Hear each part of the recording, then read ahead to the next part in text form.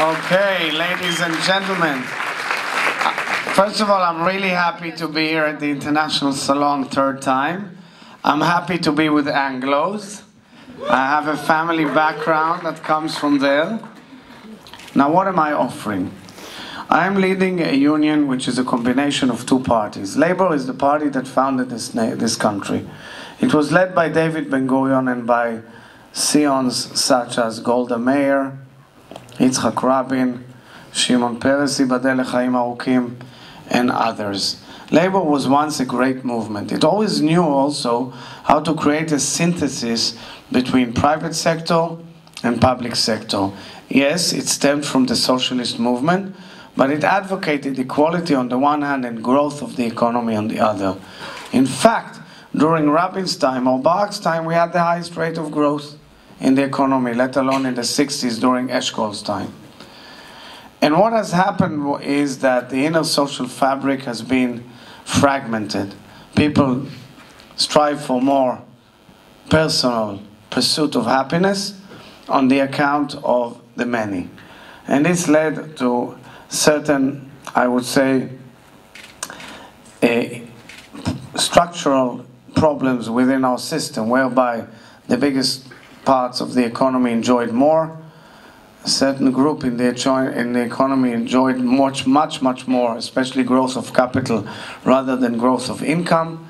And this has led to a very strong feeling of frustration, bitterness, which led to the explosion of the social protest 2011, which many of you were witness to, where young people like yourselves have taken the role of saying we demand social justice. If you look at it correctly, 100 years after the Bolshevik Revolution, the only nation in the world which I think from its inner fountains of Judaism, which says, Paros la'ohev lachmecha, which says, you know, share with others, v'ahavta le'acha kamocha, demanded something which is called social justice. They didn't know exactly what it means. Each one demanded his or her justice. But at the end of it, it boiled down to certain issues. Housing, cost of living, fairer employment, and so forth and so on. This is exactly what I'm bringing to the table for the voters to decide upon. I presented a plan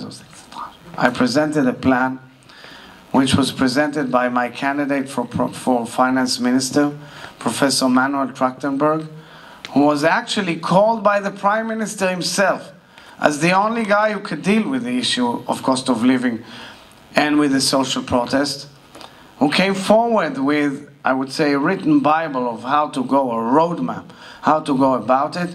He's our candidate for finance minister, and we presented a long list of issues, whereby we return money to the people, whereby we make a social correction, not enormous, not in numbers that are exorbitant.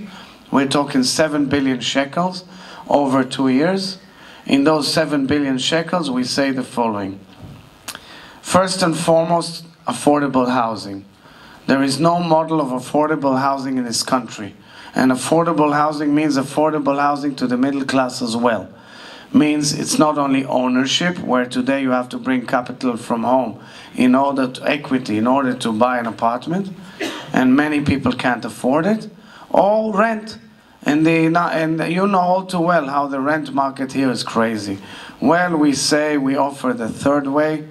We will build apartments by the fact that we will give land for free to entrepreneurs who will build lots of apartments, tens of thousands over the next few years, and people will be able to rent them for 25 years in decent rent, good quality. Not more than 1/3 of your personal income will be divested to the rent, and at the end of the period you'll be able to buy the apartment. This is social justice. We will also slash the tenders of the Israel Land Authority, which are unbelievably expensive. Just to give you an example, Kfar Saba, Nes Ziona, Mevaseret, cost of the land in the bids of the Israel Land Authority per one apartment, 800,000 shekels or 1 million shekels before you put the first brick on. This is really robbing the people, nothing else. We will also complete approved plans for apartment building for 50,000 units a year for the next 10 years, and we will intervene in the rent market as well.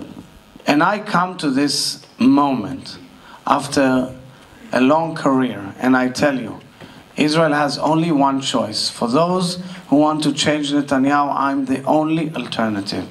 And I tell people, do not waste your votes on other parties, because at the end of it all, it will be the President of Israel who will have to delegate to either me or Netanyahu who will form the next government. And for this, we need to be as strong as ever. I hope to cross the 30 mandate threshold, so I'll be able to form a stable, strong coalition that will be able to lead the country towards a better future. Absolutely towards a better future. And I'll say in conclusion that I've been crisscrossing the Israeli society for years. And I believe that all parts of our society are simmering from within, are asking questions, are debating, want to break glass ceilings and want to be in the highway of Israeli society. And my role as a leader is to unite everybody, bring them together to a common denominator, and give them a sense of purpose and hope to drive the nation towards the right direction. Not to shun any group, not to be condescending towards any group, not to give grades and mark on the style of living of any other group, but to see how we go together. Because yes, Israel is a multicultural society, and under the enkindlement of Zionism, we have to understand that around us there are groups who want to live in various ways. And the basis of the we living together has to be our democracy, our pursuit of social justice, and our pursuit for peace with our neighbors. So I will conclude here by telling you, I hope, sincerely hope, that you will give me your trust and confidence. I don't intend to disappoint anybody. I can't promise that I will fulfill the dreams and hopes of everyone here according to what he or she believes. All I can say is that I can take Israel towards a better direction than where it is skidding to now. Thank you all very, very much.